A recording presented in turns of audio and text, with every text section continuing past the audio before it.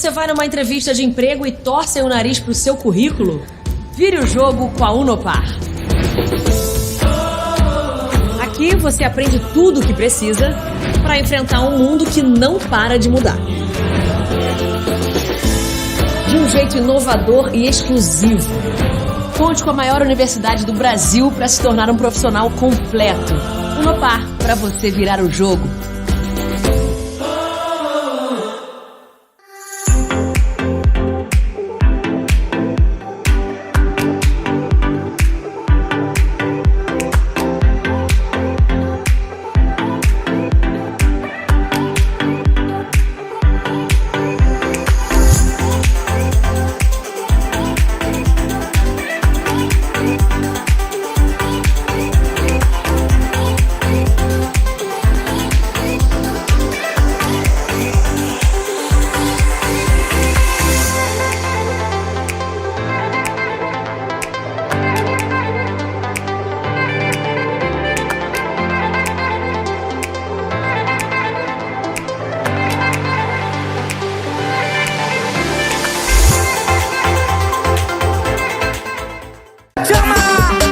O Baile à Fantasia mais charmoso da região está de volta. Baile à Fantasia CRAI 2022. Sábado, 16 de abril. Início às 22 horas com Matheus Xavier e banda. Logo em seguida, a festa fica por conta da banda Detroit. Sócios kits com a tesouraria e fantasiados não pagam. Ingressos à venda a partir de 3 de março. Somente na secretaria do clube. Garanta já o seu. Premiação para a fantasia mais luxuosa, fantasia mais criativa e para blocos. Baile à Fantasia CRAI 2022. Não fique fora dessa.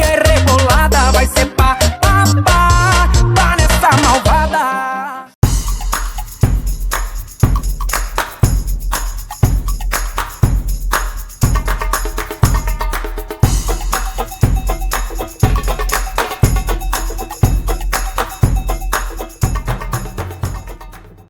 Olá você, um grande abraço, de volta nesta terça-feira de entrevistas. Toda terça-feira a gente tem entrevista, você sabe disso, já acostumou aqui no canal, né? E nesta terça-feira a gente volta a falar do campo.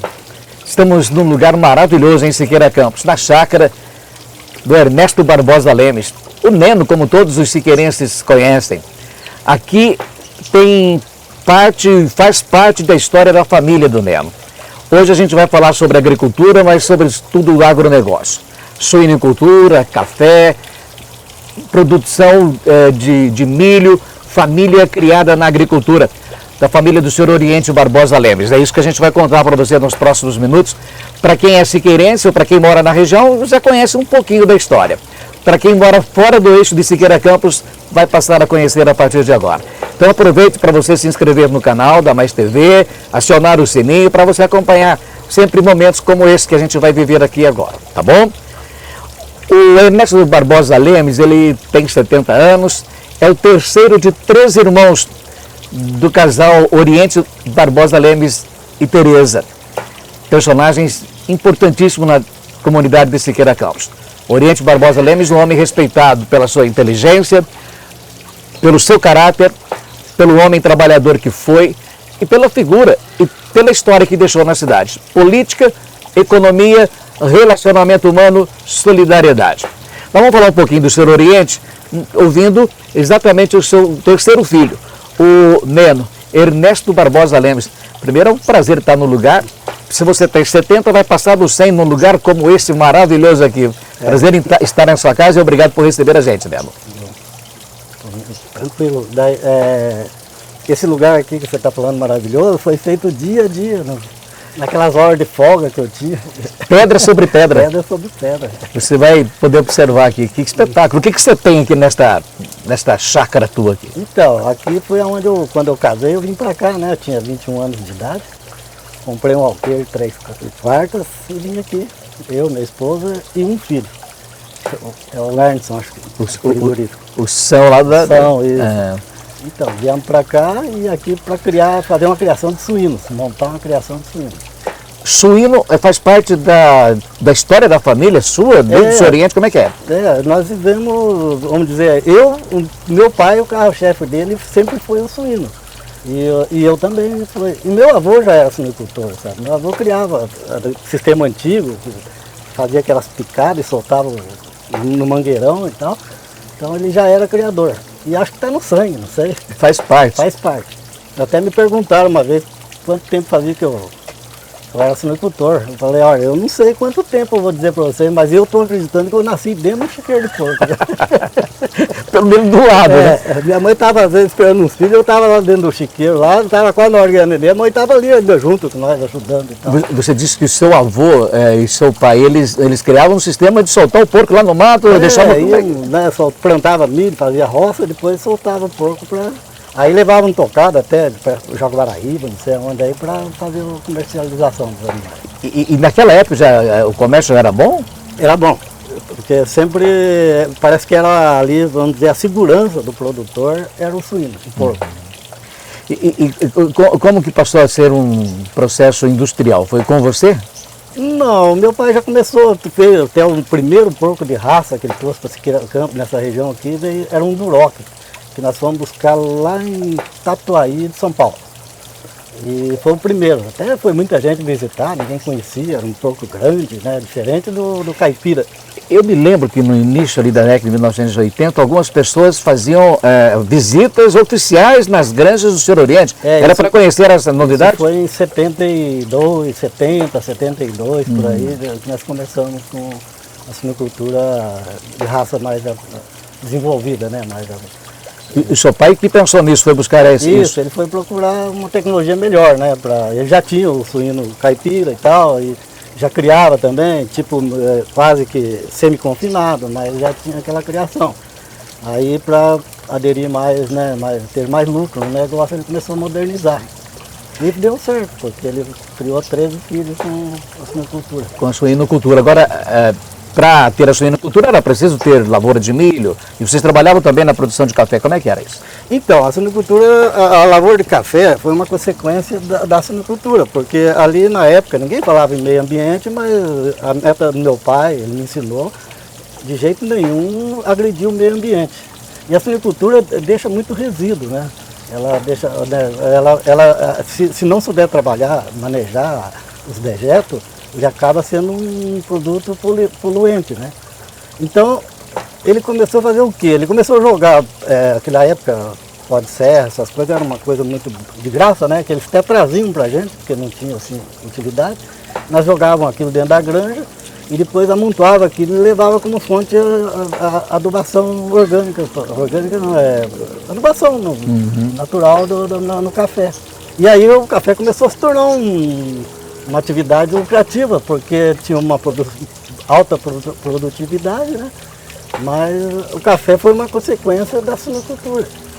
A gente fala de produção, a gente fala de renda, uma coisa que era marcante no Senhor Oriente era a geração de emprego. Como é que era isso? Então, ele fazia de tudo para que as coisas dele gerassem mais mão de obra.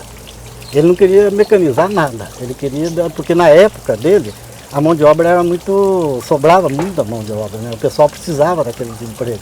Então a meta dele era fazer aquele trabalho social que ele tinha, né? Aquela coisa que ele gostava de fazer, é empregar o pessoal, para ter um melhor meio de sobrevivência. Né? E isto acontecia com muitas famílias, e vocês tinham na propriedade muitas famílias. Você tem uma ideia, a propriedade dele, na época, ele tinha tipo assim, 100 matrizes, né? Ele tinha 45 famílias que trabalhavam lá, entre o café e a suinocultura. Nós estamos conversando com o Neno Ernesto Barbosa Lemos. Você está escutando um barulhinho, acho que você está até ouvindo também um barulhinho de água. Nós estamos aqui no lugar que é espetacular, na chácara, onde tem essa água o tempo inteiro fazendo esse barulho. Aqui da própria propriedade, essa mina aqui, né? Eu estou falando nisso para a gente entrar no outro detalhe do seu pai, do Senhor Oriente Barbosa Lemos, que é a questão do ambiente.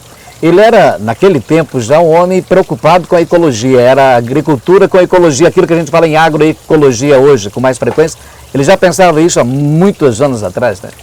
Então, na época vamos dizer, em 70, eu não tenho assim uma data certa, mas por volta de 76, 78, por aí, ele já reflorestava. Ninguém falava nisso. Então ele já procurava as mudas, às vezes catava no meio do mato e já sabia. Inclusive eu tenho floresta lá, hoje é propriedade minha, que ele reflorestou. E outra coisa, o pessoal que trabalhava com ele, se queimasse alguma palhada, fizesse algum foguinho com aquela matéria orgânica que tivesse ali, ele chamava atenção. Aquilo era para ele, era uma coisa, era um crime praticamente com a natureza. A agroecologia, isso que se fala muito, se defende muito hoje. Se tivéssemos homens hoje, como a gente teve no Seu Oriente, nós teríamos um ambiente melhor. Mas era mais do que isso o Oriente Barbosa Lemos no seu tempo. Era um homem de tecnologia. Foi uma das primeiras, se não a primeira propriedade a ter a eletrificação rural. Eu me lembro que uma das minhas primeiras reportagens na Rádio Bom Jesus, na época, acompanhando o governador José Richa na propriedade do seu Oriente Barbosa, implantando o clique rural. Inclusive tem uma passagem ali que eu gosto de lembrar. Na época que foi feita a inauguração, estava o Zé Richa, que era governador, estava o Álvaro Dias, que na época já era senador, tinha deputado federal, tinha secretários. Então foi uma festa, a inauguração do clique rural. Aí ele levantou, ele chamaram ele para falar, ele falava bem, tinha bom oratório. E ele foi falar lá e disse o seguinte, eu queria fazer uma pergunta, aproveitando a oportunidade, que tem várias autoridades aqui, isso falando em coisa nacional. Por que o aposentado rural recebe só metade do salário mínimo, enquanto o aposentado urbano recebe o salário mínimo integral? Não que eu tenha alguma coisa contra o empregado urbano, mas eu só queria saber o porquê disso. Na semana seguinte entraram com um projeto lá na Câmara Federal e passou a vigorar o salário integral. E se você for avaliar, realmente não tinha uma explicação, né? Porque o trabalho é o mesmo, então, talvez muito mais difícil. Aquela sede de justiça com as coisas, com as pessoas, né? E ele era vamos dizer assim, um agricultor que era de coração, não era uma coisa assim, que ele trabalhava para ganhar dinheiro, não. Claro, sem dinheiro ninguém vive aqui na terra, mas ele trabalhava com o coração, com a alma, uma coisa assim que ele era trabalhado, estudado. Pra você ter uma ideia, quando eu fui plantar café, falei, pai, eu vou plantar café lá na Água Grande. Aí ele foi lá comigo, olhando a terra e tal. Tá bom, eu falei, eu vou fazer minha própria muda. Tá bom. O lugar é bom, pode plantar que é bom. Então tá. E tal, peguei, conversei, aproveitei bastante dele. Aí, passado uns 3 dias, ele apareceu com um saquinho de café despolpado, já seco. Isso aqui, tá vendo esse café aqui, ó? Ele tinha um mapa de todo o cafezal dele e ele conhecia pé por pé de café dele. Aí ele até marcava por cor, assim, no mapa dele. E aí ele foi lá e catou a semente daqueles pés que eram produtivos. E passou para mim fazer a muda. Aí eu não quis fazer a muda, porque eu não tinha muita experiência, levei para o Zé do Canteiro, não sei se você chegou com ele. Sim. Aí o Zé fez a muda para mim. E eu plantei lá. Olha, eu nunca vi um café e não vou ver mais tão produtivo igual eu tive lá naquela propriedade lá. Chegava a quebrar galho, eu tinha que explorar o galho para não quebrar. De tão produtivo que era. A genética que ele selecionou lá na propriedade dele. O olhar de um homem simples, uma visão. Você vê, a coisa simples que faz a diferença. Mas o Oriente Barbosa Lemos, ele era simples, mas ele era prudente. Ser prudente é fundamental. E ele tinha uma visão política também da cidade. Mas antes de eu chegar nessa questão política da cidade, você disse que o teu pai tem hoje cerca de 100 netos. 100 netos. Né? 100 netos. Entre netos, bisnetos e tataranetos, 100 netos. Você tem quantos filhos? Quando ele faleceu, ele estava com 90 Não, quando a minha mãe faleceu, 90 e poucos netos. Ele eu não me lembro, mas uns 80. Eu acho que em torno de 80. Agora, 13 filhos, você tem quantos filhos? Eu tenho 6 filhos. Quantos netos? 11 netos. 11 netos. Quando você saiu debaixo das asas do pai, da mãe, como é que foi isso para você? Foi uma coisa de independência mesmo? Como é que foi? Não foi muito ruim. Não foi muito... Não é ruim não, mas era um ambiente muito bom na minha casa, né? E não que eu casando também, Claro. Tivesse, mas você foi quis... duro de desprender ali, sair debaixo das asas, foi muito difícil.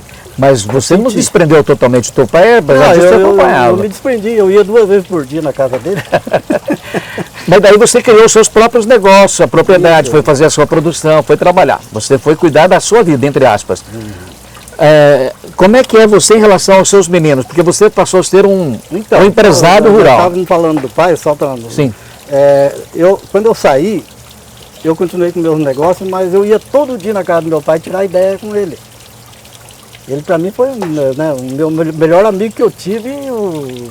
Grande consultor. Grande consultor. Então, aí eu vim para cá, eu casei, eu tinha uma criança ainda, né? Então eu fui tocando meus negócios, mas sempre ligando com o meu pai. E com os teus filhos hoje, porque a gente percebe que os teus filhos tocam alguns negócios aqui. Nós temos o café, temos a agricultura, a questão da suinocultura, o abate de porcos, como é que é isso? Então, eu, graças a Deus, nós conseguimos aqui nessa pequena propriedade, quando eu comecei, criar meus filhos aqui, e depois eles foram crescendo, estudaram, a maioria formou em alguma coisa, né? Mas eles não quiseram sair. E aí a gente foi gerando oportunidade para eles ficarem. Fomos criando dentro do próprio negócio, fomos gerando uma oportunidade ali e nenhum quis sair. Todos ficaram aí, para todos os tipos. Moram todos no seu quintal. Não todos assim, mas a maioria mora aqui. A maioria mora junto aqui. 4 moram aqui. Quem não mora aqui vem todos os dias. Vem todos os dias. Como é que é isso para você? Isso é muito gratificante, né? Porque a família é muito importante na vida da gente. E os netos? Então, os netos vêm brincar. Isso é um sonho que se tornou uma realidade para mim. Hoje se discute muito a questão da agricultura. Como é que você vê o apoio para o agricultor hoje? Eu acho que hoje, na verdade, o agricultor ele sempre foi praticamente independente, né? Ele sempre lutou sozinho e tinha aquele ditado, quanto menos os governos se aparecer, se meter, vamos dizer assim, exato, mais ele ajuda. Porque até um bom tempo o governo só nos atrapalhava. E ainda não temos aquele apoio que nós deveríamos ter dos órgãos, né, da política, vamos dizer assim. Porque a agricultura, ela anda meio sozinha, né? E carrega o Brasil nas costas do produtor rural, né? Nas costas. Por que a maioria do homem fugiu do campo? Porque é muito trabalhoso, é muito difícil. Eu não vou dizer para você que eu vou reclamar que para mim não teve bom. Olha, não tem. Se eu falar isso, eu estou pecando, porque, né, graças a Deus, Deus me ajudou muito, né? Mas a gente se sente sozinho, sem apoio. E outros só se sente massacrado também, porque às vezes órgãos que vêm aqui, digamos assim, órgãos de meio ambiente, órgãos de tantas coisas aí, vem exigir coisas que nós não tem nada a ver com isso, que nós não somos o vilão da história. Nós somos os que mais preserva de toda a população daqui do Brasil. O produtor é o que mais preserva, é o que menos prejudica o meio ambiente. Você pode ver toda a propriedade tem uma reserva de mata, é cuidada, né, as minas d'água são tudo bem cuidadinhas ali, você pode observar, ninguém destrói nada aqui. E nós somos tratados por um bom período aí, nos últimos anos aí, como um vilão. Né? E isto sente muito, porque a agricultura sustenta o mundo, né? Não é só a nação não, brasileira, é o mundo. A agricultura sustentável é possível, é só mostrar o que o produtor brasileiro está fazendo. Voltando a falar dos seus meninos, então cada um faz o quê? Como é que se distribui essa tarefa para eles? Então, quando eu estava batendo porco, comecei a criar porco, daí tinha os açougueiros aqui, que pegava porco de mim. Aí eles tinham que pegar daqui, levar no matador e tal. E o meu filho começou a crescer, já tinha 12 anos de idade. Eu falei, vou abrir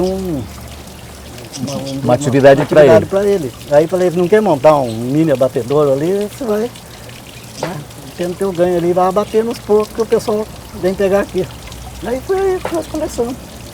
Aí outro do café, a mesma coisa, o café, eu ia vender café, os corretores lá de café, né, vamos dizer, eles queriam comprar o meu café, ficava em cima para comprar. Aí eu sabia que o meu café dava um produto bom, era um café de boa qualidade, por isso que eles tinham vontade de comprar aquele café.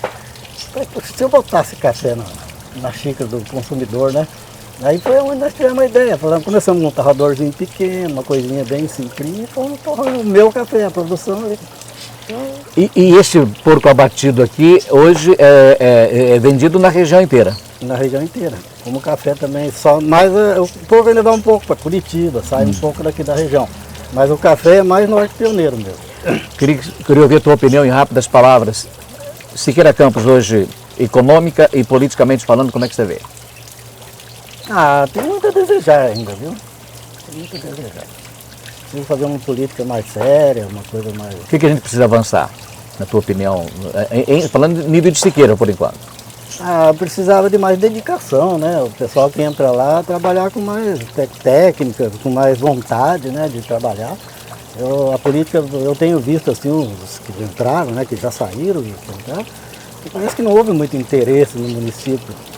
Com exceção do Dirceu, que o Dirceu foi uma pessoa que gostava, queria que Siqueira Campos crescesse, mas de lá para cá eu não vi mais. A gente precisa investir em industrialização, incentivo à agricultura, como é que é? Eu acho que tem que fazer as duas coisas juntas, né? A estrutura da cidade também. Para ter oportunidade. Apesar que a Protorte gera bastante emprego, né? E a gente tem que ver também que ela está ajudando muito o município também. Mas eu acho que os administradores do município tinham que levar uma coisa mais séria. O Paraná? Eu não posso dizer do Paraná que eu não tenho muita, assim, eu sou meio pessimista nesse ponto. Eu achava que o nosso Paraná poderia estar bem melhor, viu? Porque ele é um grande estado, né? Ele é, terras férteis. Melhor que as terras do Paraná, no país não tem. São todas, as melhores terras do país estão no Paraná. E o Brasil? O Brasil vai melhorar. O Brasil agora vai melhorar porque eu acredito agora que está partindo para um rumo certo. Acabar com a corrupção, acabar com a ladruagem. Nós precisamos melhorar a nossa justiça, que ela é muito frágil. Né? O pessoal, não as leis, mas a justiça está sendo dirigida por pessoas muito frágeis. Não está satisfazendo o que o país precisa. A gente está conversando com Ernesto Barbosa Lemes, o Neno, num ambiente estritamente natural. Água de mina, conservada, preservada, natureza, plantada, cuidada. Aqui tem árvores nativas, árvores que não são nativas, tem cantos de pássaros, tem barulho da água, tem o barulho do monjolo, é? É um monjolinho. Monjolinho. Aí, você consegue dormir bem aqui? Consigo. Em poucas palavras, resumo a relação, como deveria ser a relação do homem com a natureza. Eu acho que o homem é dependente da natureza, né? Ele tinha que respeitar a natureza. Respeitando a natureza, ele está respeitando Deus, né? Absolutamente. Deus é que criou, porque Deus é a natureza, né? Então eu acho que isso aí é uma questão de inteligência, né? O homem precisa tem que acreditar que sem a natureza ele se destrói. Sem a natureza, o homem se destrói, está se autodestruindo. Mas o homem produz muito, quando ele trabalha com honestidade, com capacidade, quando ele ouve a experiência do seu pai. Aliás, por falar nisso, no próximo bloco, nós vamos ouvir exatamente um dos filhos e um dos segmentos da família Lemes, que começou lá com o avô do Neno, do Ernesto Barbosa Lemes, o Neno, na área da suinicultura. Agora, o seu bisneto é empresário do setor de abate. E abate com tecnologia. A gente vai saber como é que é depois do intervalo. E aproveite desse intervalozinho para você acionar o sininho, ir lá no canal da Mais TV, se inscrever no canal, acionar o sininho, para quando você tiver momentos como esse, produtos como esse, acompanhar com a gente. A gente volta já.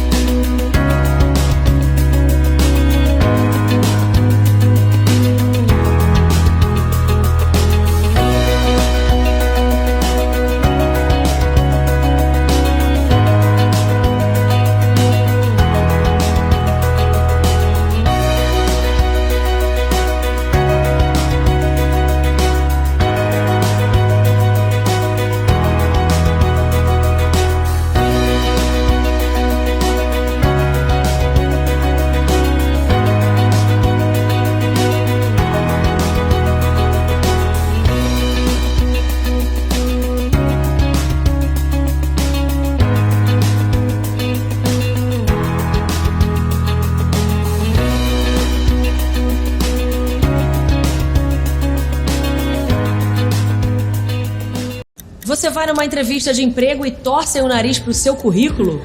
Vire o jogo com a Unopar. Aqui você aprende tudo o que precisa para enfrentar um mundo que não para de mudar. De um jeito inovador e exclusivo. Conte com a maior universidade do Brasil para se tornar um profissional completo. Unopar, para você virar o jogo.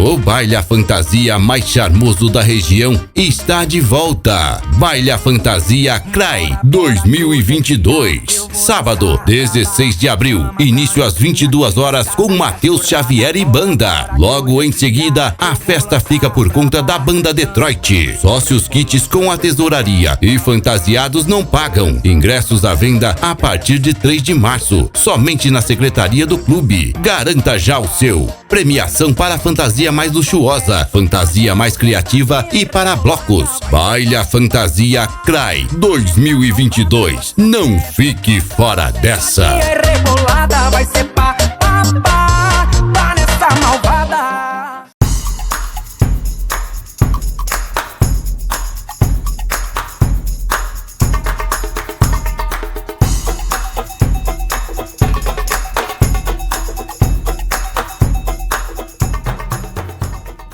Bem, senhoras e senhores, estamos de volta nesta terça-feira mais entrevista. E sempre tem uma entrevista especial com gente especial, gente que faz diferença na comunidade. O que eu digo sempre, gente que tem conteúdo para contar para a gente. E nesta terça-feira a gente está dedicando o nosso espaço para a família Lemes, uma das mais tradicionais de Siqueira Campos. Família oriunda do senhor Oriente Barbosa Lemes, da dona Tereza, que tem uma história bonita, deixaram um grande legado para a sociedade, na área da economia, na área da política, mas na área social do município de Siqueira Campos. Você viu na primeira parte a entrevista com o Neno, o Ernesto Barbosa Lemes. O Neno, o terceiro filho do casal que teve 12 filhos e contou um pouco da sua história. Agora a gente vem com a outra geração, aqui no escritório do Emerson Barbosa Lemes, o São, para a gente conhecer o outro lado dessa produção. Mas antes disso, eu queria convidar você para se inscrever no canal da Mais TV, acionar o sininho. É importante para a gente, é importante para você, porque sempre que a gente tiver um bom programa, você vai ter aqui, na terça-feira, entrevista, na segunda-feira, Mais TV Esportes, na quarta-feira, Palavra Aberta, para a gente conversar sobre tudo e sobre todas as coisas. Nesta parte da entrevista, vamos conhecer um pouco desta granja de porcos da família Lemes. E nós estamos agora na granja, como você está podendo observar, a granja que tem cerca de 180 porcos, ou tinha, no dia que nós gravamos esta entrevista. O Juliano é o responsável por isso. Juliano, o que a gente tem nessa granja do começo ao fim? Boa tarde, Clarete. Então, a granja nossa, ela é ciclo completo, né? Desde o nascimento do leitão até o abate. Aqui nós fazemos a cobertura, a porca vai, cria, aí retira os leitão dela, os leitão vai para um setor de creche vai para um setor de terminação. Essa porca fica na maternidade, que é onde ela cria, depois ela vai para a parte de gestação, que é onde é feita a cobertura. Nós finalizamos no setor aqui, onde tem o quê? O que nós temos aqui? Aqui é a gestação. Aqui é onde as porcas vêm do desmame para cá, é feita a cobertura com os reprodutores aqui. Aqui ela fica até 15 dias antes dela voltar a criar de novo. Bem, a partir de quanto de idade que os porcos já estão prontos para o abate? Em torno de 5 meses. Em torno de 5 meses pega em torno de 90 a 95 quilos. Boa parte do abate feito na Freguesia sai daqui, destas granjas então? A maioria. A maioria dos abates, a maioria dos animais daqui é destinado ao Frigosui. A preparação para o abate começa aqui ou começa já no frigorífico? A gente tem uma genética diferenciada para a questão de abate. A gente tem uns animais que a maioria aqui são animais da raça Duroc, que são animais que privilegiados a carne pela qualidade e pelo sabor da carne. Então a gente já temos clientes também em Siqueira Campos, além do Frigosui, vários clientes em Siqueira Campos que prioriza pegar os animais nossos pelo sabor da carne e qualidade da carne. E isto vai nos cuidados do abate já. Isso aí já vem de anos também, essa tecnologia, essa genética, a gente já vem cada vez melhorando mais ela para poder chegar nesse ponto. Bem, vamos conhecer então o processo de abate, da chegada até a carne embalada. E quem vai contar para a história para a gente é o Emerson, o São. Bom, os porcos chegam aqui para ir para o abate. Como é que é isso? Como é que é esse processo? Isso, da fase inteira que você falou ali, eles vêm na fase já de terminação, né? Isso é padrão, porco padrão que a gente fala. É o porco 100 quilos, 5 meses e meio aí de idade, na média de 100 quilos. E o que a gente faz aqui é compra esses suínos, mata, eu fabrico um pouco, faço um pouquinho só da linguiça fina, linguiça frescal, que é essas linguiçinhas que você come no churrasco aí, linguicinha fina, toscaninha. E vendo a carcaça também inteira, e hoje estou, deste ano para cá, agora até do finalzinho do ano para trás, aí, e nesse começo de ano, estão começando a fazer os cortes também, os cortes nobre, picanha, alcatra, então aí nesse segmento. Vamos falar um pouquinho desse abate, porque se preocupa muito com relação ao abate, para que não ajudie do animal, não cometa ato criminoso contra o animal, que muita gente fala o abate de forma respeitosa com o animal. Como é que isso funciona? Antigamente dava uma marretada no porco, né, sangrava, queimava ali. Hoje é tudo sensibilização que fala, né? Só no sistema já de matar ele já tem que estar bem tranquilo. Você chega, coloca ele ele vem no caminhão, põe para descansar, tudo, e ele vai para a área de abate ali bem tranquilo. E funciona hoje com o sistema de sensibilização, né? Ele é com choque elétrico, hoje ele é desmaiado primeiro, para depois você sangrar ele. Então quando ele está acordando, ele já está sangrando ali, já está bem. Esse é o bem humanizado que eles falam, né? O abate humanizado. O abate humanizado. Agora, e isso reflete na qualidade? Sem dúvida nenhuma, né? Muito. Você deve saber, já morou no sítio já, que matava o porco, demorava ali 2 horas, 3 horas para você partir um porco, tirar a barrigada, aquela coisa. Hoje, tipo, 10 minutos, 15 minutos, você está com o porco pronto, né? Então não pega a contaminação, sangra ele, pendura, deixa escorrer bem o sangue, sai 99%, né, do sangue hoje, então ela fica uma carne mais saudável, mais durável, com maior qualidade, bem mais qualidade, né. Aí tem a maturação, né, resfriamento dele, resfriado em 8 horas, aí, 8, 10 horas já está 0 grau, então... Como é que você disse que o processo de industrialização é feito aqui. Como é que é feito esse processo aqui? Industrialização que eu falo é industrializar a carne, né? Hoje eu faço, o que eu faço industrialização aqui é só a linguicinha fina, né? A frescal, né? A linguiça frescal. Não faço bacon, presunto, porque essas coisas eu não trabalho. Meu negócio na verdade, o foco mesmo é matar e vender as carcaças para o açougue e manipular, né? A manipulação vai no açougue daí. Hoje, que eu falei, a partir do ano passado que a gente está mexendo com mais cortes e já tentar levar pronto para o mercado. Mas, o que o consumidor encontra hoje no mercado do Frigosui? Embalado? Nos mercados, hoje, então, assim, no mercado pequeno, hoje eu já tenho a carne embaladinha a vácuo pronta já, para o consumidor, sabe? Mas ainda estou começando agora, estamos engatinhando ainda. O que ele encontra, que ele pode pedir é para o açougue, se a carne é de procedência Frigosui, né? Porque na verdade eu vendo no mercado, açougue, a carcaça, que é a metade do porco ali inteiro, aí o açougue manipula ela, então a procedência é Frigosui. Mas um futuro próximo aí a gente vai procurar levar já direto ao consumidor. Como é que é a questão do consumo da carne de porco hoje na região?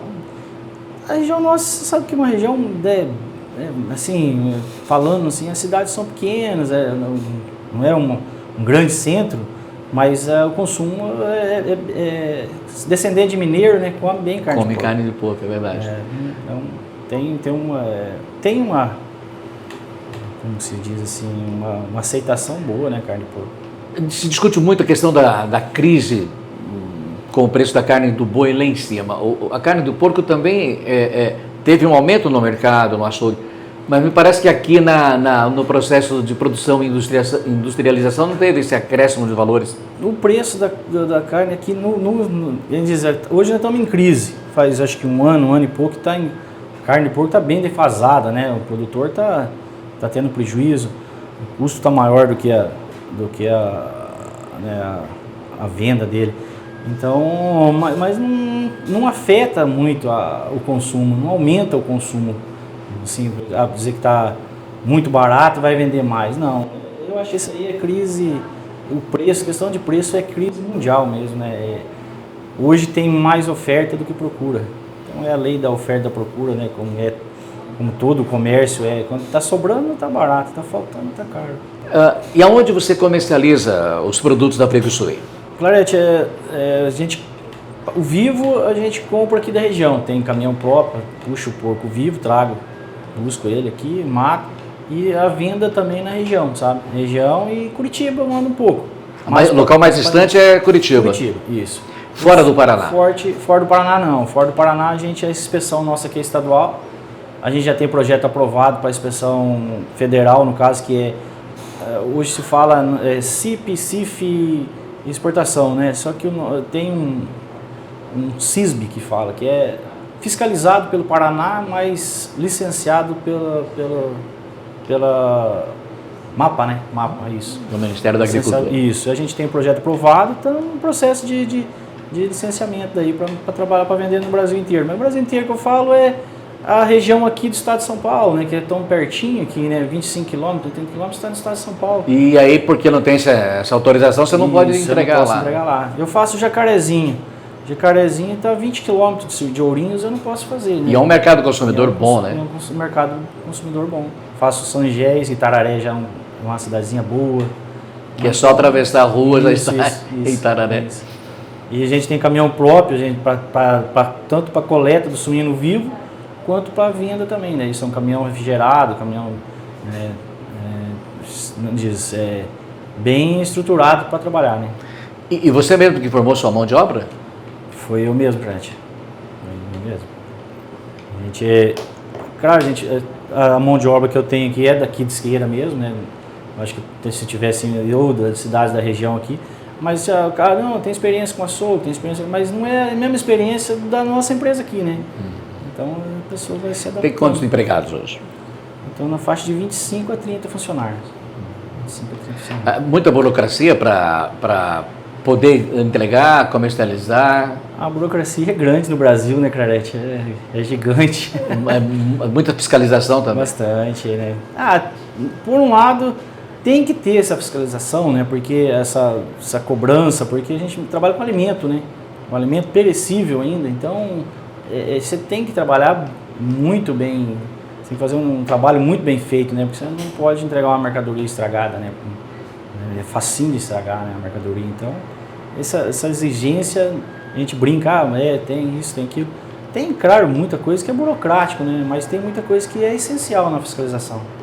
Então, a gente não reclama disso, não. A gente até apoia aí.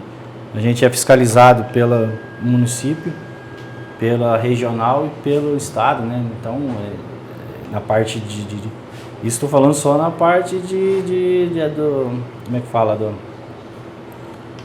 Da saúde, né? Você tem fiscal o tempo todo aqui, você mantém alguém o tempo inteiro aqui. Isso. Tem abate, tem o inspetor, no caso, né? O que libera a carcaça para ser consumida. Ele faz a inspeção das vísceras, da carcaça e libera para o consumo. Então, tem abate hoje, a tal hora tem abate, se Se o veterinário não estiver aí, eu não posso bater. Tem que ter o veterinário. Tem que ter o veterinário. Daí disso eu tenho um responsável técnico também, que é funcionário meu daí, que é a responsabilidade técnica daí, né? E tem o fiscal da regional, que sempre está junto aí, fiscalizando também. E além disso tem daí o Estado, né? Vai o Estado também. Mas você começou com quantos aqui? Começou eu e mais 2. Um rapaz e uma senhora que limpava as tripas para nós. Você sorri agora, mas você passava apuro naquela época. No começo, até hoje passa apuro, né? Vai dizer que você sabe tudo, você não sabe nada. Cada dia você tá, um dia após o outro, você está aprendendo, né? Mas no começo sempre é mais dificultoso, né? Você não conhece nada, você tá, né?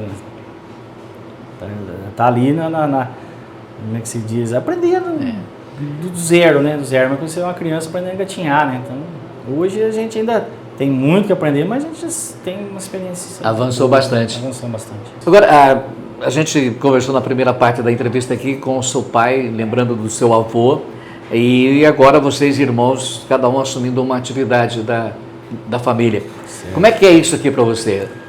É tudo, né? Para mim é tudo que minha vida é aqui. O pai armou isso para nós e nós estamos contentes. Eu acho que sim, eu acho que todos os irmãos falam a mesma língua e estamos aí juntos, né? Estamos juntos, para cá e para lá, corre daqui, corre dali, tá todo mundo junto, todo mundo abraçou essa ideia, né? Quando você foi desafiado, ou você se desafiou em ter uma indústria, teu pai disse que, olha, por que você não industrializa? Aí você pegou a bronca sozinho, como é que foi?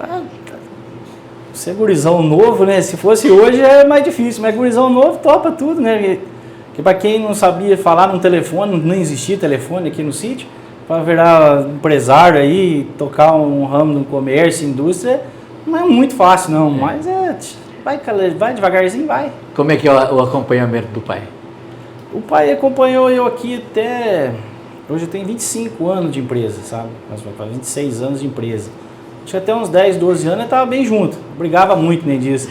Mas agora ele tá acompanha mais por fora, assim, e a gente tá bem calejado já, né? Então, mas sempre tá ativo, né? Como é que não tá, o que tá... Sempre assim, mas Ele é um homem muito atento à economia, principalmente. Sim. O pai é uma pessoa bem atenta nisso, né? E essa dica que ele passa para vocês, você tira muita dúvida com ele? Como é que é isso? Bastante, Carlete. Bastante, né? Claro, todo dia, toda semana, sempre estão lá correndo atrás, né? Especulando aqui meio devagar, porque o homem é meio brabão, né? Então tem que ser meio de lado, assim, meio vai chegando, Mas sim, claro, sem dúvida, né? O pai é um exemplo pra gente. A gente tem que... Quando a gente tem que seguir, né? E, claro, não tem como você perder e você escutar, né? Um pai, uma pessoa mais... Por mais velho que eu sou, o pai tem muito mais experiência que eu, né? Com certeza. E ele buscou essa experiência, teve a experiência do pai dele, seu avô. Isso, E eu, se Deus quiser, eu quero passar para meus filhos, né? Você viu, meu piá tá aí, ajudando eu também, meu piá já faz, acho que uns 4 anos que tá aí comigo também. O Rodrigo. O Rodrigo, tá porque aprendendo. O outro menino... O outro tá longe, o outro tá em Olinda, fazendo medicina. Medicina. Não quis saber de criar porco, não. Mas que é o futuro, né? E isto significa para um empresário jovem igual como você, o quê? Ter a família por perto, a gente percebe as fotos da família sobre a mesa sua, os seus pais, a mesa da família sobre a mesa deles, isso fortalece em tudo? Sem dúvida, né, Carete? O trabalho gratifica o homem, mas a família sem família não, né? A família é tudo, né? Família é tudo. Quando a família está unida, ela supera qualquer dificuldade. Passa por todas as adversidades e supera todos os problemas. Quando os filhos ouvem os pais, quando os pais sabem conversar com os filhos, isto dá resultado de felicidade. É isso que a gente quis mostrar um pouco hoje. Felicidade em família. A família do Ernesto Barbosa Lemes e da dona Sônia Falcinoni. A família se uniu, trazendo no seu sangue toda a história da família do Senhor Oriente, o Senhor Oriente e a Dona Teresa. Um casal, como eu disse no início, que tem um legado muito grande e precisa de ser respeitado sempre pela sociedade. Que a sua família seja abençoada, dos seus filhos, dos seus netos, dos seus pais, dos seus avós. Amém. Amém. Deus abençoe. Com essa mensagem para a família e para todas as famílias, a gente fecha essa entrevista por aqui. Você conheceu um pouco da Frigusuí, uma das maiores empresas do setor de abate com tecnologia, como você viu, mas do setor da suinicultura. É o agronegócio que dá certo, feito pelo homem do campo, que carrega esse país nas costas. Na terça-feira que vem tem mais. Sempre fique com a gente. Por isso eu te peço, se ligue no canal da Mais TV, se inscreva lá, acione o sininho, para você na próxima terça-feira acompanhar a gente em mais uma entrevista. Nesta quarta-feira, palavra aberta. Na segunda-feira, Mais TV Esporte. Um grande abraço para você. Até mais.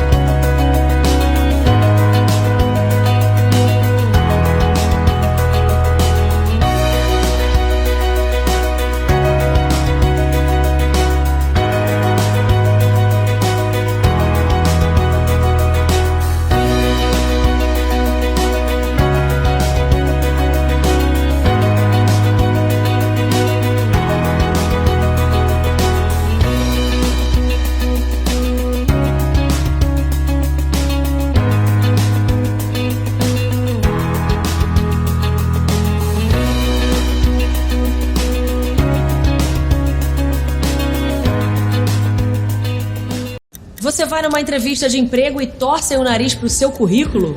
Vire o jogo com a Unopar. Aqui você aprende tudo o que precisa para enfrentar um mundo que não para de mudar. De um jeito inovador e exclusivo. Conte com a maior universidade do Brasil para se tornar um profissional completo. Unopar, para você virar o jogo.